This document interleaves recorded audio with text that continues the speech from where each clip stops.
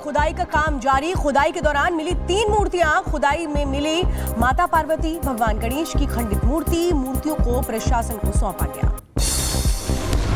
संभल में भगवान की मूर्ति मिलने के बाद स्थानीय लोगों ने लगाया जयकारे। गणेश, कार्तिकेय और मां पार्वती की मिली मूर्तियां। संभल में आज फिर बुलडोजर एक्शन। अतिक्रमण के खिलाफ बुलडोजर की कार्रवाई जारी। पुलिस की मौजूदगी में अतिक्रमण हटाने की कार्रवाई।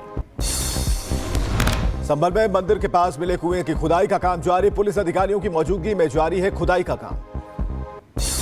संभल में 46 साल बाद खुला शिव मंदिर। सुबह से शुरू हुई पूजन अर्चन। मंदिर में जुटी लोगों की भीड़।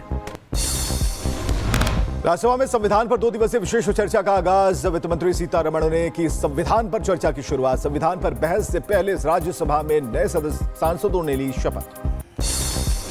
संविधान पर चर्चा के दौरान बोली वित्त मंत्री निर्मला सीतारमण, भारत संविधान के 75 साल गौरवशाली। हमें भारत के लोकतंत्र पर गर्व। 75 साल का सफर रहा उल्लेखनीय।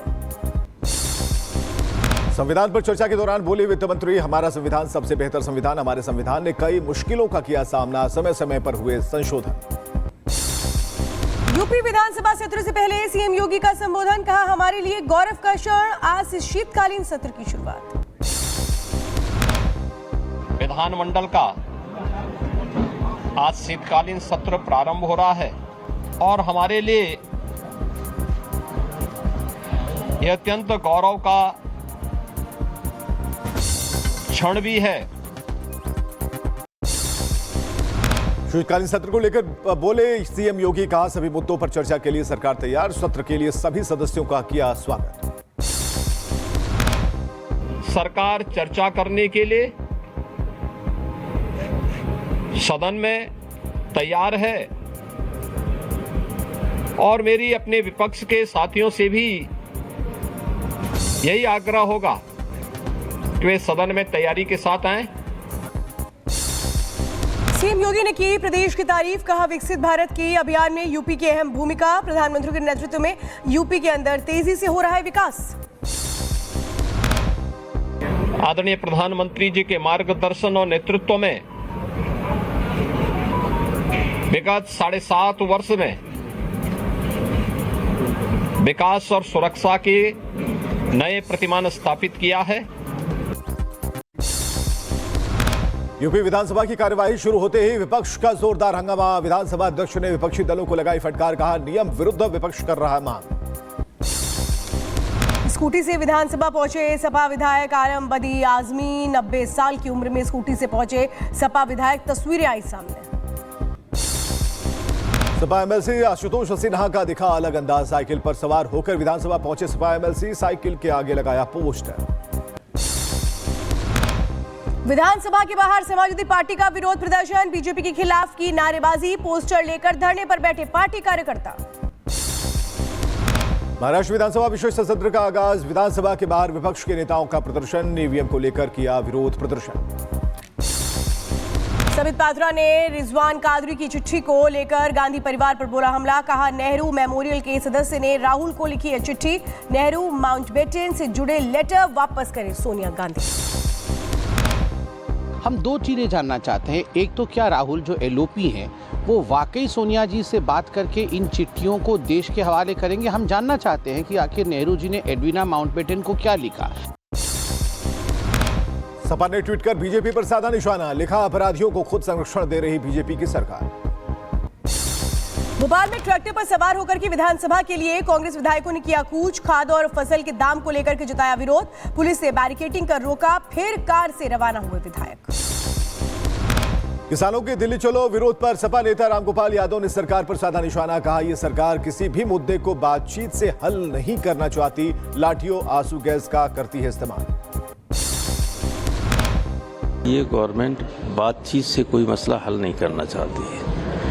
ये तो हर जगह लाठी, टीयर गैस और मामला बढ़ जाए तो गोली से काम लेना चाहती है। गोली की जगह बोली से काम लें, लोगों से बातचीत करें।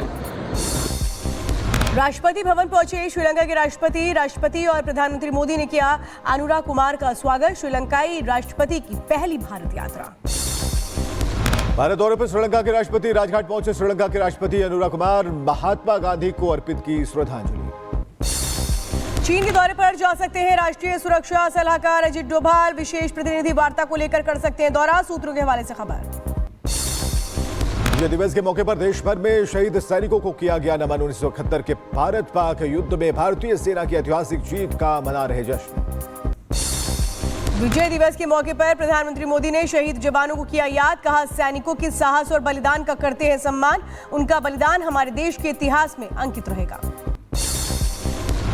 विजय दिवस को लेकर गृह मंत्री अमित शाह ने किया ट्विटर पोस्ट कर शहीद जवानों को किया याद। वीर जवानों का साहस, अटूट समर्पण और पराक्रम की पराकाष्ठा का प्रतीक। विजय दिवस पर राष्ट्रपति द्रौपदी मुर्मू ने किया ट्वीट। बहादुर सैनिकों को अर्पित की श्रद्धांजलि। कहा, जवानों ने अपने बहादुरी के बल पर 1971 युद्ध में जीत हासिल की। विजय दिवस के मौके पर उपराष्ट्रपति ने ट्वीट कर शहीदों को किया नमन। सशस्त्र बलों की वीरता का किया सम्मान।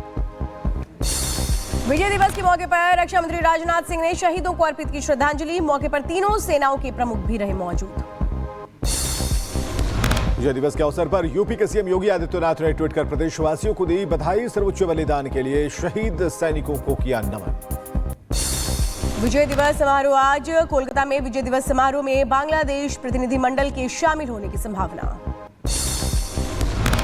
मशहूर तबला वादक जाकिर हुसैन का 73 साल की उम्र में निधन। लंबे समय से चल रहे थे बीमार। सैन फ्रांसिस्को में जाकिर हुसैन ने ली अंतिम सांस।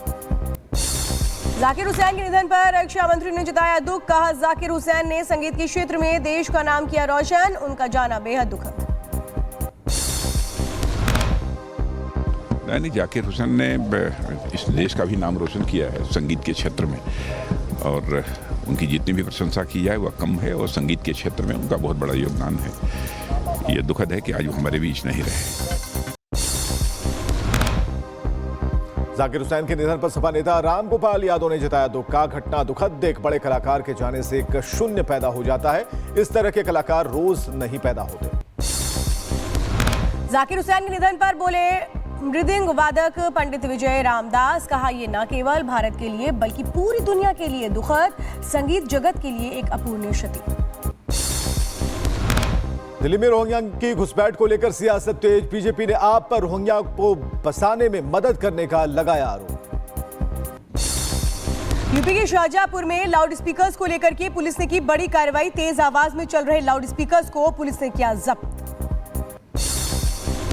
राजौरी में सीमा के पास मादक पदार्थों की तस्करी की बड़ी कोशिश नाकाम। भारतीय सेना और जम्मू कश्मीर पुलिस ने की कार्रवाई। 2 तस्करों के पास से करोड़ों का नशीला पदार्थ बरामद। यूपी के जौनपुर में दुबे तिवारी सरनेम के लोगों को सम्मानित करेगा अखाड़ा मंच। सरनेम बदलने वाले लोगों को देश विदेश से मिल रही धमकियां। मुस्लिमों के अपने नाम में हिंदू टाइटल जोड़े जाने के बाद चर्चा में आया जौनपुर का डेहरी गांव।